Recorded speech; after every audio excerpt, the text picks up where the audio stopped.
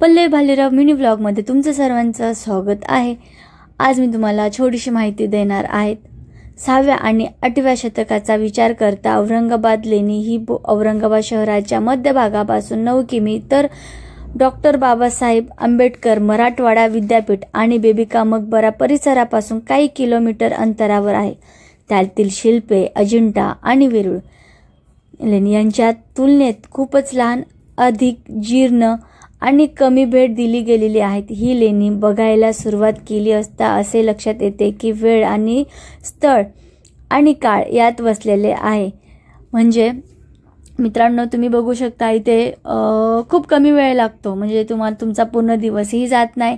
तुम्ही खूप कमी वेळामध्ये तुम्ही ही बौद्ध लेणी बघू शकता आणि तुम्ही फॅमिली सोबत असे धार्मिक स्थळ तुम्ही बघू शकता। बघा, आणि धार्मिक स्थळ एवढे शांत आणि ही बौद्ध लेणी एवढी हिरवळ आणि इथे डोंगर एवढं सुंदर आणि इथे सगळीकडे स्वच्छ आहे आणि सगळं बघितल्यावर नंतर मन एवढं प्रसन्न होतं की तुम्ही नेहमी तुमच्या फॅमिली सोबत नक्कीच येताल।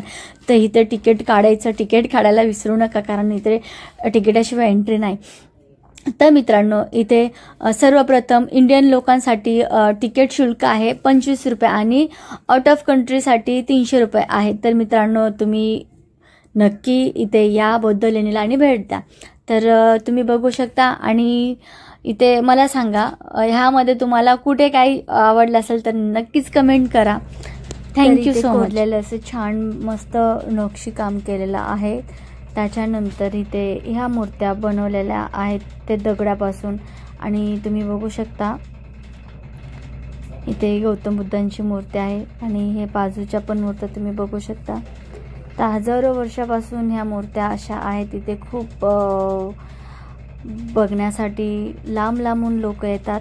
नेहमी तुम्हाला असं वाटेल की आम्ही त्यांच्या फॅमिली सोबत ते आनंद घेतात। तर मित्रांनो, मला वाटतं कोणी बघितले नसेल तर नक्की तुम्ही या सुंदर आहे आणि बौद्ध लेणीला भेट एन्जॉय करा शेवटपर्यंत। छान बौद्ध लेणी आहे, ती मन एवढं प्रसन्न होतं की असं वाटतं जायचं नाही, तेच थांबायचं। थँक्यू। अक्षरशः मी तिथे गेल्यानंतर मला असं वाटत होतं की मी इथेच थांबावं, पण पॉसिबल नाही ते माझ्यासाठी। तर इथून औरंगाबादही दिसतं मित्रांनो, तुम्ही बघू शकता। मी त्याच्यानंतर थोडंसं अजून बघितलंय, तिथे बेबीचा मकबरा पण आहे जो तिथून बौद्ध लेणीपासून दिसतो। तर तुम्ही बघू शकता आतमध्ये गेल्यानंतर वेगवेगळ्या प्रकारचे नक्षीकाम केलेले आहेत, वेगवेगळे डिझाईन केलेले आहेत आणि ते पण हाताने। पूर्वी लोकांकडे मशनी नव्हत्या, आत्ता सगळ्यांकडे मशनी आहेत, प्रत्येक गोष्टी आहेत जे कोरल्या जातात। तर मित्रांनो, हे बघा तुम्ही, इथं बेबीचा मकबरा आहे। मी पुन्हा एकदा तुम्हाला इथून झूम करून दाखवते मित्रांनो, एवढं छान दिसतोय। त्याच्यानंतर मी आतमध्ये गुंफेमध्ये आलेली आहे। तर मी आतमध्ये पण एवढं छान अतिशय सुंदर असं नाही का इथे मूर्त्या आहेत, वेगवेगळ्या प्रकारच्या मूर्त्या आहेत मित्रांनो। तर तुम्ही या मूर्त्या बघा आणि इथले जे स्तंभ आहेत, इथे जे स्तंभावरती इथे जे नक्षी केलेले आहे प्रत्येक वेगवेगळ्या प्रकारचे आहेत, वेगवेगळे डिझाईन आहेत। तर मी विचार करत होते की आधीचे लोक म्हणजे किती अतिशय हुशार आणि किती छान त्यांना डोकं होतं आणि कशा प्रकारे कशा पद्धतीनं त्या लोकांनी इथे डिझाईन केलेले आहे। प्रत्येक ठिकाणी फक्त डोंगरामध्ये कोरीव केलेली ही नक्षीकामं आहेत।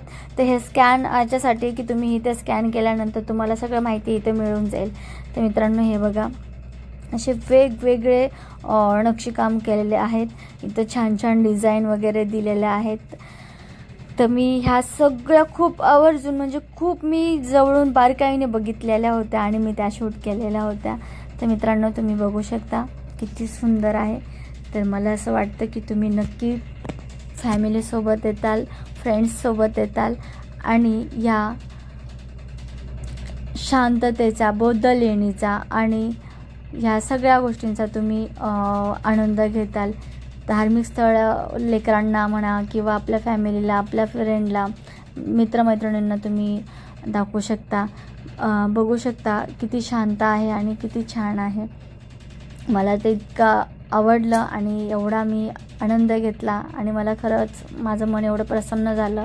एवढं शांत मी कुठे बघितलेलं नव्हतं. आणि आत्तापर्यंत जेवढ्या गुंफे आहेत, जेवढे बौद्ध लेण्या म्हणा किंवा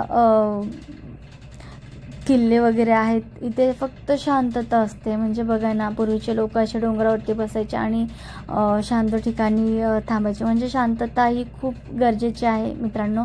तर मला असं वाटतं तुम्ही यावं आणि बौद्ध लेणीचा आनंद घ्यावा. आणि इथे स्वच्छता तुम्ही सर्वांनी नक्कीच पाळा. इथे त्यानंतर मी असं